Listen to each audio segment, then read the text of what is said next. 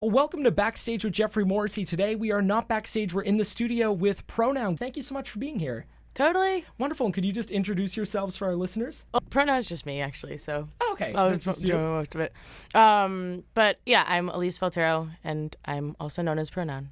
Wonderful. Now you are from around here. You're from Concord. Yes. And you played the first Pronoun show in Boston last night. How did it go? It was awesome. It was Yeah. really, really cool. I've never really even been to Great Scott before, only a couple times back when I was in school. And so it was cool to play that room with friends, Funeral Advantage and Deep Secret. And it was awesome. It's such a nice room to play too, because it has such an intimate feel to it. It's just kind of like everyone's hanging out. I love the Great Scott. Yeah. No, I really, really like it there. Well, wonderful. And we were just talking. You went to Berkeley. Tell us a little bit about your Berkeley experience. What did you study? What were your impressions of it? All that fun stuff. Yeah, so I studied production and engineering and music business there, which both majors were really incredible. But I mean, the community at Berkeley in general is what makes it so different. We were just talking in the van on the way down here. It's just to have a school where everyone has to play an instrument in some way and be accepted, and just everyone there is creative no matter what major you're doing. Everyone has it in them, which is very, very rare. So I think that shaped a lot of who I am and who I surround myself by, and it helps too because almost all my friends moved to New York after school, so it's kind of just been the same crew now for like 7 years. Nice. Was it a big adjustment going from Boston to New York, or was it fairly plug and play and easy? It was very easy, honestly. Well, just because, again, like all of my friends moved there. Nothing felt different except the places we were going. But for the most part, all of my best friends were still there. It feels like home. So Nice. Well, this EP, There's No One New Around You, your first sort of foray into music as a musician officially. Had you played a lot before that? I know that you sort of had the music background with Berkeley and the sort of the audio engineering, but had you been front and center before? no, never. Wow. So that must have been a little intense and scary at the first couple times at it, I must imagine. Oh, yeah. The first show we did was like a year ago, almost to the day. It was like July, I'll never forget, it was July 7th. In New York, and I was like having a conniption, and like I didn't even have any music out yet. I was just like trying because I had never played live before, so I wanted to get like all my ducks in a row and like go experience that and see if it's even something I wanted to do. Because up until then, I had found it being like traumatizing. Like I could never imagine being on stage, so that was like a tester one. Yeah, but the first two were very nerve wracking, but they went well, and we're gonna keep doing it. I think you should. You definitely should. Now, one of the things that must be a little bit of a challenge when playing live, you have an EP that's 4 songs long. How do you sort of, I don't want to say fill the other time, but are you playing new stuff? You doing covers? How do you sort of make a full-length show out of it? We have one new song that I'm working on tons of new stuff right now, but right now there's one song that's like completely finished. It's not released, but we play it live. I do a cover of Gnarls Barkley Crazy by myself in the style of Julian Baker. And yeah. Because I was going to bring that up off air, that you reminded me so much of Julian Baker. Sprained Ankle is like one of my all-time favorite albums, and I heard it. And, it's a different sort of style, obviously, because yours isn't as overtly depressing as sort of like just the guitar echo and just sadness. But it's still, it is reminiscent. I was going to say, you do remind me. Oh, my God. That's so nice to hear. She was one of the reasons that I wanted to start making music again. Like, I hadn't made music in like 10 years almost. And I was fine with that. I loved working. I work in the business aspect of it right now. And like, I used to manage a couple acts, and when I heard Julian Baker, I was like, whoa, this is so different and cool, and I wish I could create something like this. So that's awesome that you heard similarities.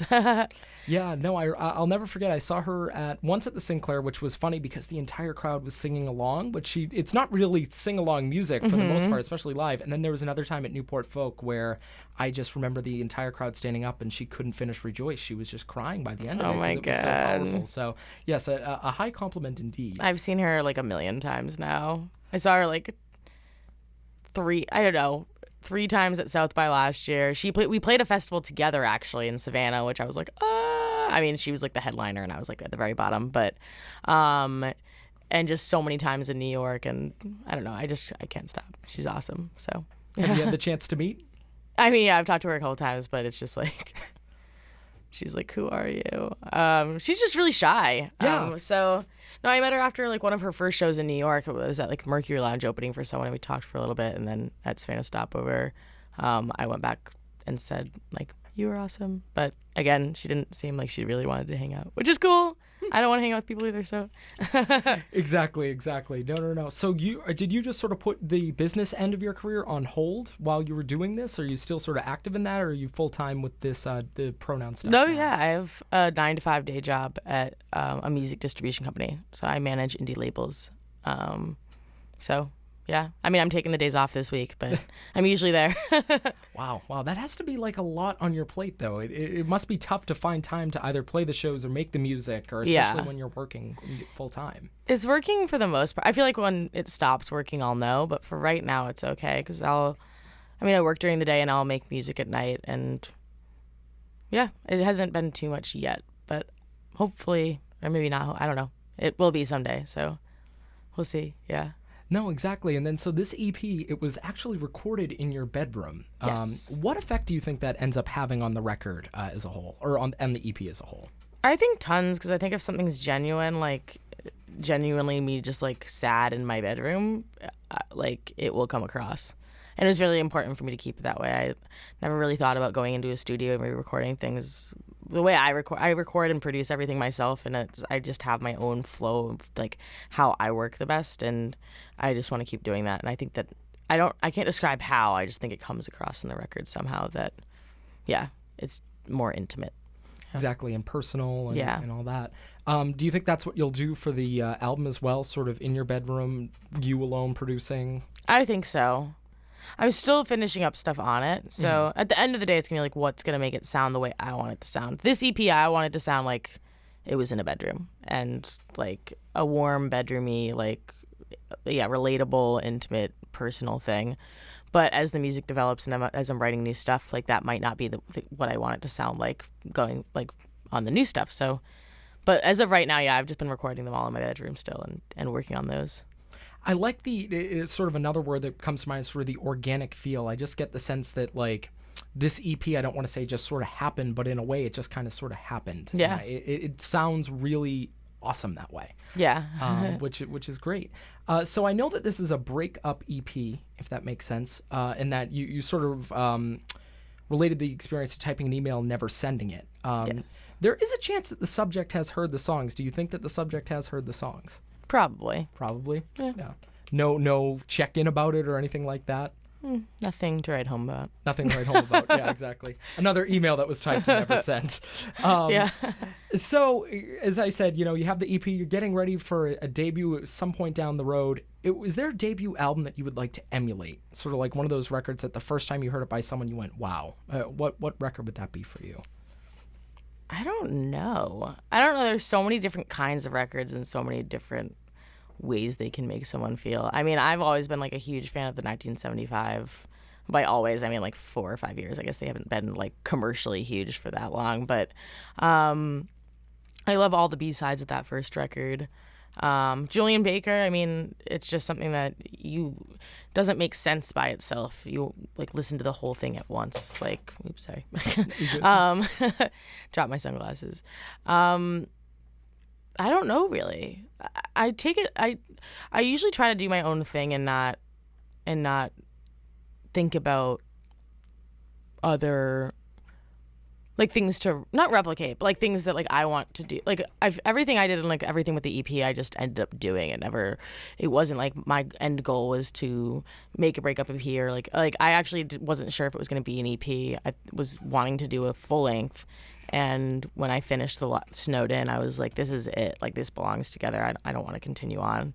So I'm just kind of like building it until it's time to stop building. And I'm like, no, this is done. It's a good way to be. It's a very good way hopefully. to be. So as you've started making music, you've also started to having do these interviews, popping by radio stations, all that fun stuff. Is there a question that you wish people would ask, or is there a question that you have for me? Because I feel like it must sort of get annoying just sort of it being I don't want to say a one-sided conversation, right. But, it's not as natural, I guess I would say, as other conversations that you might have like after a show or something. Yeah, I don't know. I don't have any conversations after shows because I get overwhelmed. I don't know. Do you play an instrument? No, I am absolutely void of any musical talent, which is somewhat depressing. I wish that I did have it. I have a lot of friends that are very talented, though, that, have done things that I'm just kind of in awe of. And I think that's probably one of the reasons why I do this, is to be closer to it without, actually getting involved. Yeah. Because, I bought a ukulele sophomore year, and I'm like, I'm going to do it. And I signed up as my English final was. I was going to learn how to play the ukulele. How that flew as an English final, I have no idea. But and I tried it, and I was just like, damn it, I couldn't. So this is about as musically inclined as I am. Sweet. Yeah. Well, awesome. And then if you could interview anyone, who might you want to interview? Ooh, I don't think anyone, actually. Yeah. I don't know. I feel like anyone I've really idolized and gotten to talk to, it's just always you build it up so much in your head, and then it just doesn't go that way, and it's just I'd rather not. Oh my God, I forget his name, but the founder of Dirty Hit. Oh, that'd be a good one. Yeah. Yeah, they have the Jamie Allred or something? It's Jamie O something. Yeah. Osborne. Osborne, yes. Yeah. It would be Jamie Osborne. I think. I don't know anything about him. I just know that he's their manager and runs Dirty Hit, and I love 1975 and Japanese House, and the other acts that they have on them that are developing are doing really well too, and it's just all very interesting for me to watch. So I would love to get more insight as to how that label operates and how involved Universal is and Interscope, and I don't know, just anything in it, how it got started. I know the 1975 have been around forever as different names for a very long time, so it'd be cool. I don't know when he started working with them, or if he's been there the whole time or what, but I think that would be probably the person I would interview. Nice. Yeah, the Japanese House is one of those sleeper acts. I don't know why she isn't one of the biggest things out there right now. It's kind of it is.